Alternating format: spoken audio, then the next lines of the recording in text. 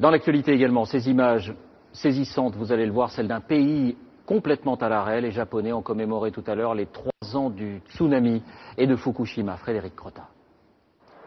Face à l'océan Pacifique, ils sont venus se recueillir et prier pour les disparus.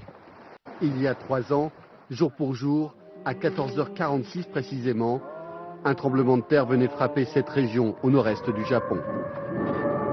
Les sirènes retentissent, le pays tout entier respecte une minute de silence.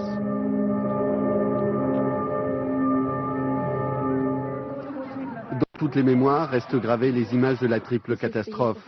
Ce 11 mars 2011, le séisme est d'une violence inouïe. Magnitude 9 sur l'échelle de Richter. 1 heure plus tard, il déclenche un tsunami qui dévaste tout sur son passage et provoque par là même l'explosion de la centrale nucléaire de Fukushima.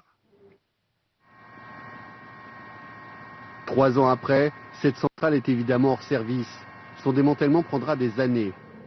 Hier, des journalistes ont pu entrer sur le site pour constater l'avancée des travaux et tenter de rassurer l'opinion publique.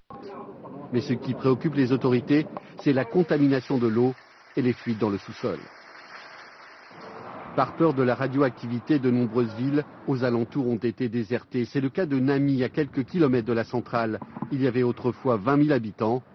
C'est aujourd'hui une ville fantôme. Nami sera toujours la ville de notre enfance, mais cet endroit n'est plus habitable. Je ne souhaite plus revenir vivre ici.